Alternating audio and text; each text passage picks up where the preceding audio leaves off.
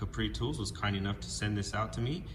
They have a new premium air tool line. Very nice. We have the 3/8 drive here, air angle impact wrench with 415 foot-pounds rating, 10,000 RPM. Comes with a 2-year warranty. Very nice, new line of tools. Very nice new package, as you can see. It's all in sealed, everything. I put on the air nipple. It adapts to my shop. New line, new stuff every month from these guys. They're just pumping stuff out. Definitely got to check them out constantly every month. This month they have a special where you buy one of their air tools, you get a free hat. They have a student program with a discount, a military discount. Seems to have free shipping every time I check. It's always been free shipping. And there's a rewards program where you get $5 off if you join the rewards program. And this will run you $179. So get that out of the way with the website. So you'll see this rating, I believe, on the website, and the specs. The booklet, I'll show you right here. Here you have the 1/2 inch and the 3/8 compared right here with the specs. And 500 is the nut busting torque on this model, and 600 nut busting torque on the 1/2 inch. The 3/8 I chose because it is a more compact setting. With the 3/8, the 1/2 inch, you're gonna run into more space issues, and that's the main thing on this. You want to get in a tight place and have that torque as best as you can. So 3/8 would be a little wiser choice, unless you have a lot of suspension items that have large fasteners, and go with the 1/2 inch and you get 35 foot-pounds on nut busting torque. And has a 90 PSI working range. My shop is pretty high at the compressor. It's about 180. And then I'm all the way at the end of the shop here, so it should shoot down a bit. I'm not sure the exact pressures. I haven't checked in a long time. I barely use any air tools anymore. I just have an air hammer, a blowgun, and an air chuck, basically, and a die grinder every once in a while. And but we're gonna see how air tools can make somewhat of a comeback with this tool. We're gonna be comparing it to a cordless line also.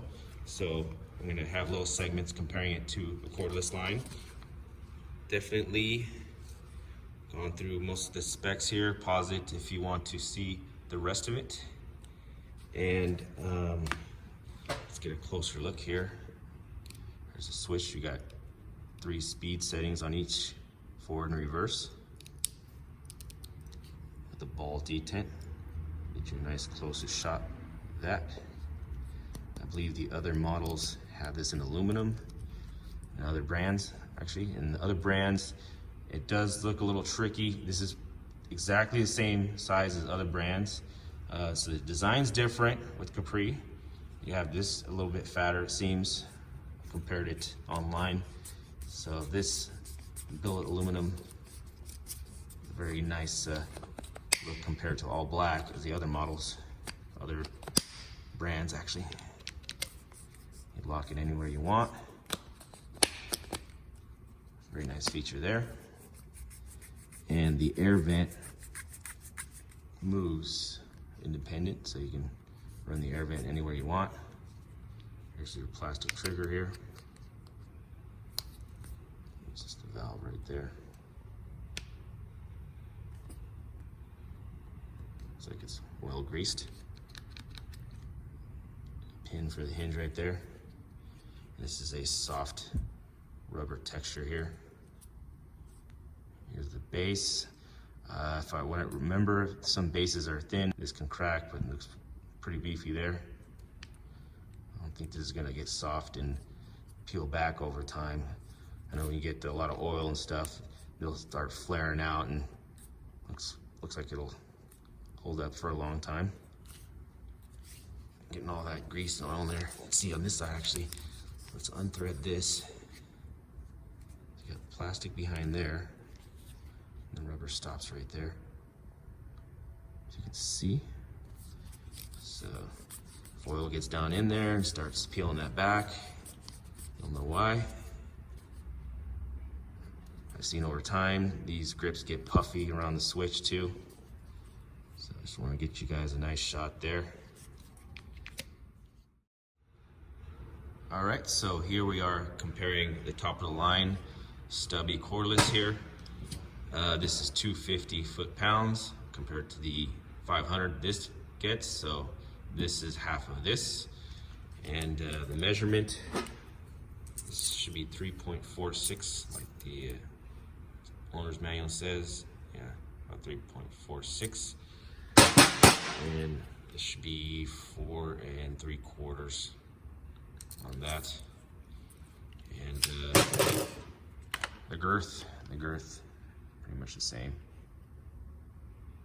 Yeah, the length, depending on what battery you're using. Length about 9.5, and this would, depending on if you have a swivel nipple on the back, you're looking around 10 inches plus whatever you're using. And then you got the air hose sitting out further back, so you're looking at a good foot. Yeah. All right, so I have torqued these down to 85, almost 90 foot-pounds.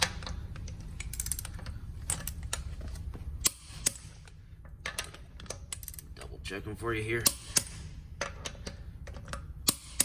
Now it's gonna be different from lug nuts that have sat for a while. So the only way I can do this is just to keep repeating this to keep everything consistent here. So let's try the stubby first on one lug nut. Impactwrench 17 here. Let's see if it can do some damage here. Alright, with 2 bars on number 3. Easily took that out. So let's hook up the Capri. Compare that. Let's hook her up here.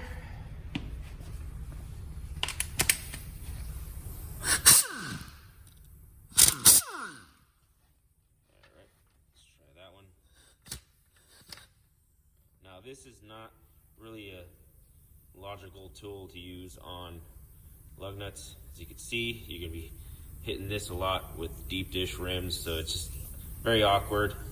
So keep that in mind. No issues, zips it right off. And I believe some of these are a little more tighter than others, so I did try it on others and there's a little struggle. All right, so even with the 1/2 inch, I've come across situations where it is struggling. On most, it'll eventually get it out, but you're sitting on each lug nut too long. So this can't be the be-all end-all doing tires, brakes. You want something like this, at least 1,200 foot-pounds, my suggestion, to get the job done efficiently, because you're gonna come across some that are pretty much stuck. So here, number 3, full force. You want to zip them off.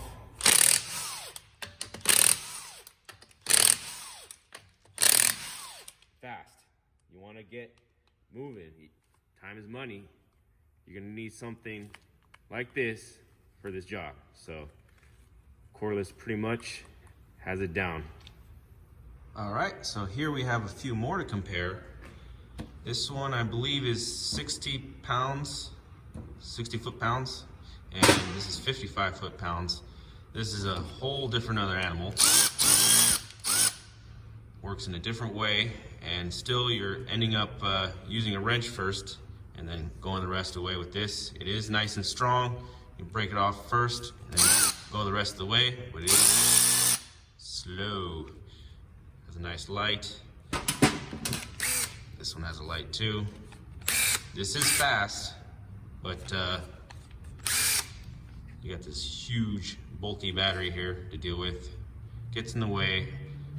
I don't really use this much. I wanted to convert the head to a bit holder instead of a 3/8, but it's going to cost about $65 to replace this whole head. So I just have it just in case. It is very compact though. So if you got small fasteners, it'll do the job. Very compact. And compared to the fuel here, the top end right here will be more compact. So there you go on that. Let me show you real quick on the torque. All right, so we have full bars on this 5.0 battery. Does weigh it down a lot. Be nice and compact. If it was a M12, but you want the most power as possible. So M18 it be. Paddle works front and back. That's a nice feature. And this is the switch here. We are removing, and I believe you can clock this anywhere you want. I think I saw a video where you can do that. But here we are in an area where you can barely squeeze into. And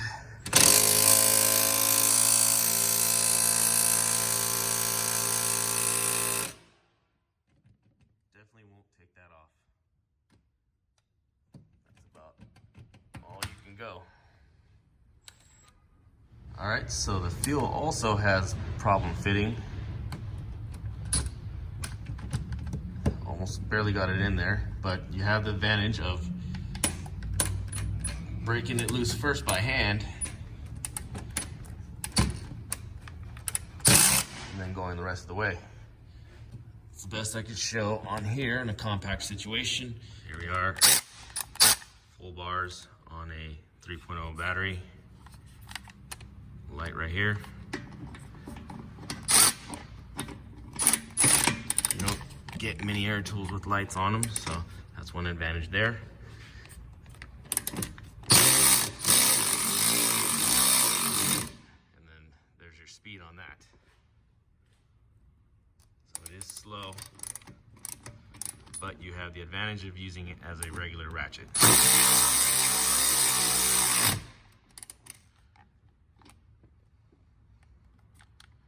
Variable trigger also.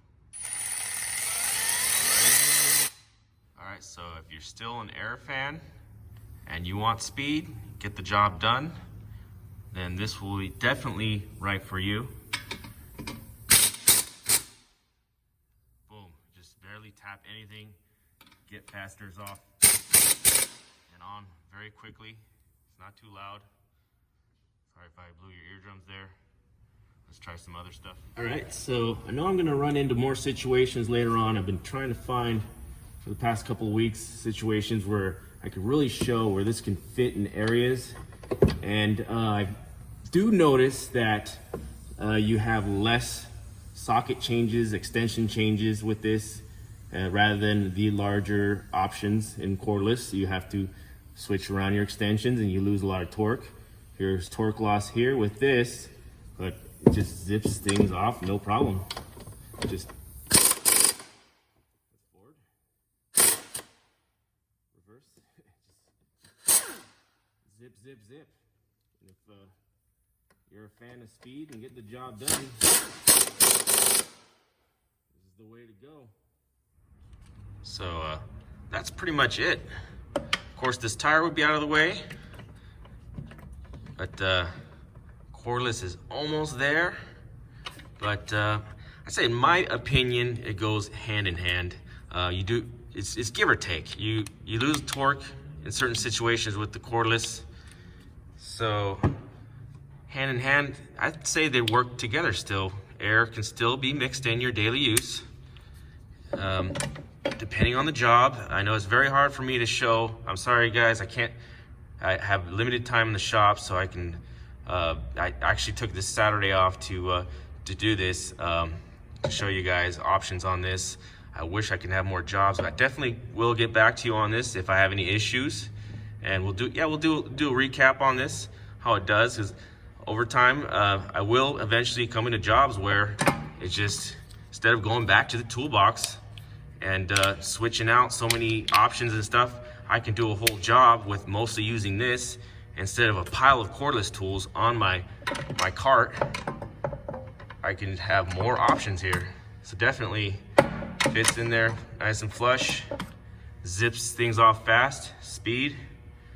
Overall, yeah, air tools could still be useful today. And I noticed there are still a lot of air tool fans out there. And yeah, we can have more than just the air hammer, the blowgun, and the air chuck. All right, guys, time for me to go. My time is limited here. Wish I could stay longer. And thanks for watching. Subscribe and like, and on to the next one.